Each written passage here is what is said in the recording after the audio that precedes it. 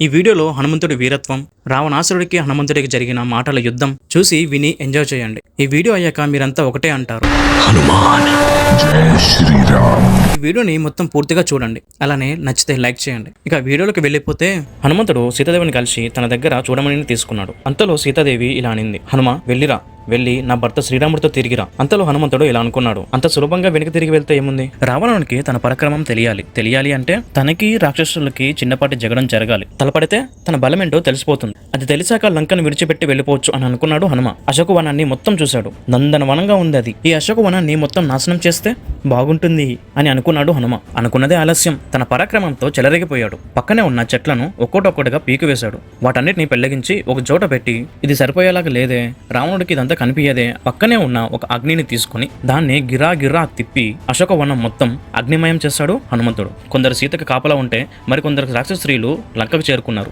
వెళ్లి లంకాధిపతితోటి ఇలా అన్నారు, మహారాజా, ఎవరో వానరుడు వచ్చాడు. అతను మరియు సీత ఏదో మాట్లాడుకున్నారు. మాకేదో అనుమానంగా ఉంది. అశోకవనాన్ని మొత్తం దహనం చేశాడు. మొత్తానికి నాశనం చేసి పడివేశాడు. అప్పుడే రావణుడు అశోకవనం వైపుగా చూశాడు. నిప్పులతో దహనమవుతున్న అశోకవనాన్ని చూసి ఆగ్రహించాడు. తన దగ్గర ఉన్న రాక్షసులను సైన్యంగా పంపించాడు. ఆ రాక్షసులు తన దగ్గర రావడం చూసిన హనుమ నవ్వుకున్నాడు.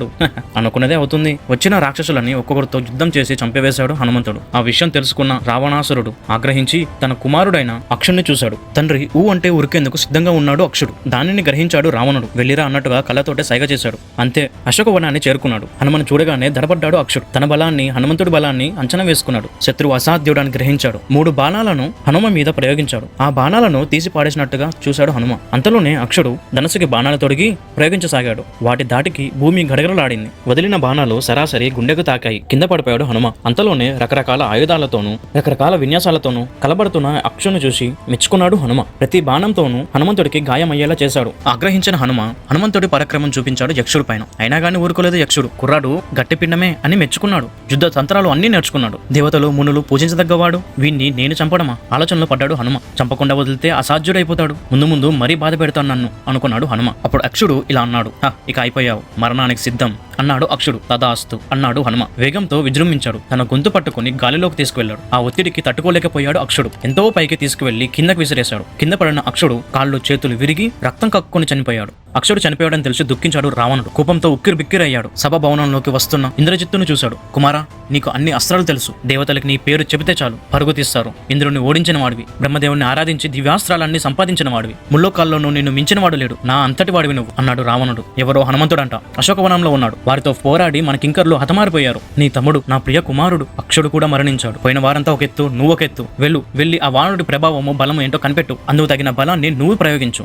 బలాలన్నీ చూసుకుని పోరాడు. వాడిని ఎలాగైనా జయించుకుని రా అని అన్నాడు రావణుడు. ఆజ్ఞ అన్నాడు ఇంద్రజిత్తు. అశోకవనంలోకి ప్రవేశించాడు ఇంద్రజిత్తు. హనుమతో కలబడ్డాడు. అందలేదు హనుమ. తప్పించుకున్నాడు తను. హనుమని చంపడం అసాధ్యం అనుకున్నాడు ఇంద్రజిత్తు. బంధిద్దామన్నా వీలు కావడం లేదు. ఎలా? రకరకాలుగా ఆలోచించాడు ఇంద్రజిత్తు. ఉపాయం తట్టింది అతనికి. వెంటనే బ్రహ్మాస్త్రాన్ని ప్రయోగించాడు. అంతే, ఆ అస్త్రానికి బందీ అయిపోయాడు హనుమ. నేల మీద పడి కదలక మేలకుండా ఊరుకున్నాడు. తనను కట్టిపడేసి బ్రహ్మాస్త్రమని గ్రహించాడు హనుమ. బ్రహ్మ ప్రయోగంతో అస్త్ర ప్రయోగం చేశాడు అని ఊహించాడు హనుమ. సన్నగా నవ్వుకున్నాడు. గతంలో తనకిచ్చిన వరాన్ని గుర్తు చేసుకున్నాడు హనుమ. బ్రహ్మదేవుడే ప్రసాదించాడు ఆ వరాన్ని. అయినా బ్రహ్మ ఆజ్ఞను మన్నించి కాసేపు బందీగా ఉందాం అని అనుకున్నాడు హనుమ. రాక్షసులు తనను మరింతగా బంధిస్తారు. బంధించని, మంచిదే. ఆ అవకాశాన్ని వినియోగించుకుని రావణుని చూడగలుగుతాను, వాడితో మాట్లాడగలుగుతాను అని అనుకున్నాడు హనుమ. అందులోనే సభా భవనంలోకి హనుమను నెట్టుకుంటూ వచ్చారు రాక్షసులు. అతను రావణునికి ఎదురుగా నిలబెట్టారు. మొదపట ఏనుగలా ఉన్న హనుమను చూశాడు రావణుడు. ఎవరితను? అసలు ఎందుకు వచ్చాడు? ఎక్కడి నుంచి వచ్చాడు? దేనికోసం వచ్చాడు? అసలు కారణం ఏంటి అని గుసగుసలాడుకున్నారు సభా భవనమంతా. బంధించిన వాడితో మాటలేంటి? ముందు కాల్చేయండి, చంపేయండి, తిందాంలే. అసలు ఎందుకు వచ్చాడు, ఎక్కడి నుంచి వచ్చాడో కనుక్కొని అన్ని తెలుసుకుందాం అని అన్నాడు రావణుడు. ఆ గొంతుకి మేఘం గర్జించినట్టుగా మాట్లాడడంతో అది మాట్లాడింది రావణుడే అనుకున్నాడు హనుమ. తన తల ఎత్తి రావణుని చూడసాగాడు. ఎంతో భయంకరంగా, ఎంతో గంభీరంగా కనిపించాడు. ఎవరు నువ్వు?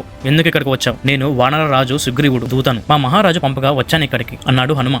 నమ్మలేననుకున్నాడు రావణుడు. అనుమానంగా హనుమను చూశాడు. నాడు కైలాస పర్వతాన్ని కదిలించినప్పుడు శపించిన నందీశ్వరుడు కాదు కదా వీడు అనుకున్నాడు రావణుడు. నేను నిజమే చెప్తున్నాను. నన్ను సుగ్రీవుడు పంపితేనే ఇక్కడికి వచ్చాను. రాక్షస రాజుగా నిన్ను చూడాలనిపించింది. చూడాలంటే నువ్వు నన్ను ఇక్కడికి రాణిస్తావా?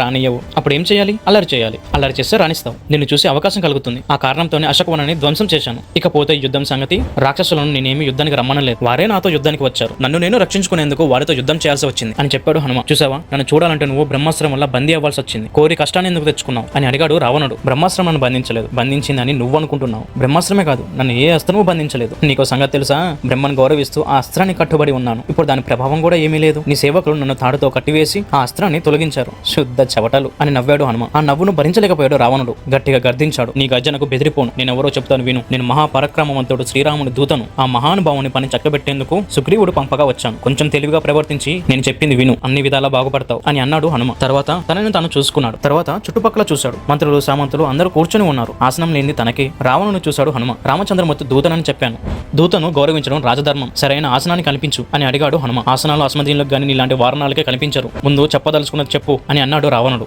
ఆసనాన్ని కల్పించుకునేందుకు కాదు, నీ బుద్ధిని పరీక్షించాను, పనికి రానివాడవని తేలిపోయింది అన్నాడు హనుమ. తన తోకని చుట్టలు చుట్టి నేల మీద పరిచాడు. అంతెత్తును నిలిపాడు. రావణుని సింహాసనాన్ని మించి ఉన్నది. దానిపైన కూర్చున్నాడు హనుమ. అది చూసి సభా మందిరంలో ఉన్న వారందరూ ఆశ్చర్యపోయారు. మిన్నంటి ఉన్న హనుమను చూసి బాగుంది బాగుంది అని అన్నాడు రావణుడు. అడుగున సింహాసనం మీద కూర్చుని ఉన్న రావణుని చూశాడు హనుమ. చెప్పాడిలా, రాముని భార్య సీతాదేవి మహాపతివ్రత, ఆమెను ఎత్తుకొచ్చావు నువ్వు. సీతాన్వేషణలో భాగంగా నేను ఇక్కడికి వచ్చాను. నా పేరు హనుమ, నేను వాయుదేవుని కుమారుని. 100 యోజనాల సముద్రాన్ని లంఘించి నేను లంకాపట్నాన్ని చేరుకున్నాను. వచ్చి చూసావుగా, అలానే శబ్దం లేకుండా తిరిగి వెళ్ళిపోవాల్సింది అని నవ్వుకున్నాడు రావణుడు. దాన్ని అధిగమిస్తూ ఇలా అన్నాడు హనుమ, రావణ అజ్ఞానిలా ప్రవర్తించు, చెప్పింది విను. రాముడికి అపకారం చేసి సుఖంగా ఉందామనుకోవడం కల్లో మాట, అందుకని చెప్తున్నాను విను. జరిగిందో జరిగిపోయింది. తల్లి సీతమ్మను రాముడికి అప్పగించి అతని శరణు వేడుకో, రాబోయే అపాయాన్ని తప్పించుకో. హనుమాన్ అని అరిచాడు రావణుడు. నేను దుఃఖంలో ఉన్న సీతమ్మ తల్లిని నీ ఇంట చూశాను. ఆ తల్లి 5 తలల మహాసర్పంలాగా ఉంది, ప్రమాదాన్ని కొని తెచ్చుకున్నావు అని అన్నాడు హనుమ. తగ్గు అని హెచ్చరించాడు రావణుడు. తగ్గలేదు కదా, రెచ్చిపోయాడు. ఇలా తపస్సు చేసి దీర్ఘాయువు సంపాదించావు, దానిని నాశనం చేసుకోకు. చావు లేదని విర్రబిక్తున్నావేమో. నరుల చేత వానరుల చేత చావు తప్పదని గ్రహించు.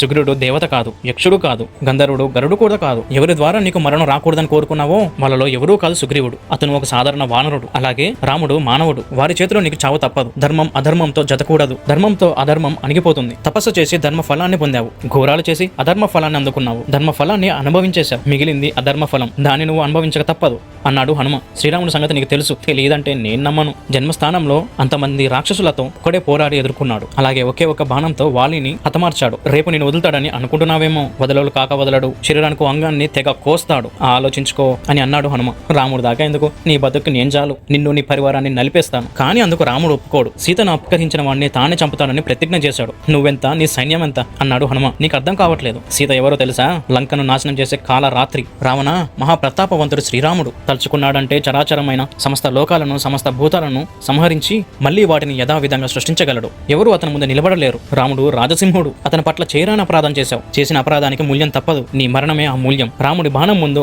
ఆ బ్రహ్మే కాదు, ఎవరూ రక్షించలేరు. ఆలోచించుకో అన్నాడు హనుమ. హనుమ చెప్పిన ఒక్కో మాట రావణుని గుండెల్లో కత్తులు దిగుతున్నట్టుగా భావించాడు. కోపాన్ని అదుపు చేసుకోలేకపోయాడు. అతను ఆజ్ఞాపించాడు, ఇలా ఈ పిచ్చెక్కిన కోతిని చంపేయండి అన్నాడు. వద్దు వద్దు అంటూ అడ్డుకున్నాడు విభీషణుడు. తప్పు, దూతగా వచ్చిన వాడిని చంపరాదు అని చెప్పసాగాడు. ఇలా, మహారాజా రోషాన్ని విడిచిపెట్టు. ఈ వానరుని చంపడం రాజధర్మానికి విరుద్ధం, లోకాచారానికి వ్యతిరేకం. నీ వంటి వాడు చేయదగిన పని కాదిది. లంకేశ్వర, కోపంలో ఉండి మీరు కావాల్సినవి మర్చిపోతున్నారు. అంతా విచారణవగా తగిన శిక్షను విధించు. ఎక్కడ ఎప్పుడు దూతను చంపరాదని ఆర్యులు అన్నాడు విభీషణుడు. నిజమే, ఈ వానుడు మనకు శత్రువే. కానీ దూతను దండించేందుకు అనేక విధానాలున్నాయి. ఏదైనా అవయవం తీసేయవచ్చు, కొరడాతో కుట్టించవచ్చు, ముద్ర వేసి విడిచిపెట్టవచ్చు. అంతేకాని దూతను చంపడం ఎక్కడ ఎప్పుడు వినలేదు. దూతగా వచ్చిన ఈ వానుడిని చంపడం శాస్త్ర విరుద్ధం అని విన్నవించాడు విభీషణుడు. తమ్ముడు మాటలకు శాంతించాడు రావణుడు. అన్నాడు ఇలా, నిజమే, దూతను చంపరాదు, కానీ శిక్ష తథ్యం. వానరులకి తోకే అలంకారం. ఆ అలంకారాన్ని కాల్చేయండి. కాలిన తోకతో కిష్కిందకు చేరుకోవాలి. చేరుకుంటే కాలిన తోకను చూసి స్నేహితులు చుట్టాలు నవ్వుకోవాలి అన్నాడు రావణుడు. తోకకు నిప్పెట్టి నగరం నలుమూలలో తిప్పండి, అస్మదీయులు ఆనందిస్తారు అన్నాడు రావణుడు. రాజాజ్ఞ వినిపించడమే ఆలస్యం. హనుమను చుట్టుముట్టారు రాక్షసులు. నగరం మధ్యలో తన తోకకు నిప్పెట్టారు. తోకకు నిప్పెట్టిన హనుమను పట్టుకుని పదండి ఊరేగిద్దాం అన్నారు రాక్షసులంతా. హనుమని ఊరేగించేందుకు బయలుదేరారు. గత రాత్రి లంకను సరిగ్గా చూడలేదు, ఇప్పుడు ఈ వెలుగులో చూస్తాను. రాక్షసులు చూపిస్తారు, చూపించి ఎవరు తీసిన గోతులు వాళ్లే పడతారు అని అనుకున్నాడు హనుమ. అని సన్నగా నవ్వుకున్నాడు. ఆ తర్వాత లంకా దహనం. ఆ లంకా దహనంలో ఏం జరిగిందో తెలుసుకుందాం. లంకా దహనం చేశాక మళ్ళీ సీత దగ్గరికి వెళ్ళాడు హనుమంతుడు. మళ్ళీ ఏం మాట్లాడాడో నెక్స్ట్ వీడియోలో తెలుసుకుందాం. అలానే లైక్ చేయండి ఈ వీడియోకి. హనుమంతుడి కోసం ఒక కామెంట్ చేయండి. అండ్ ఈ వీడియో నచ్చితే మీ ఫ్రెండ్స్ కి షేర్ చేయండి. Also please do subscribe. మళ్ళీ నెక్స్ట్ ఎపిసోడ్ తో ఒక మంచి అద్భుతమైన వీడియోతో మళ్ళీ మీ ముందుకు వస్తాను. Like the video and subscribe.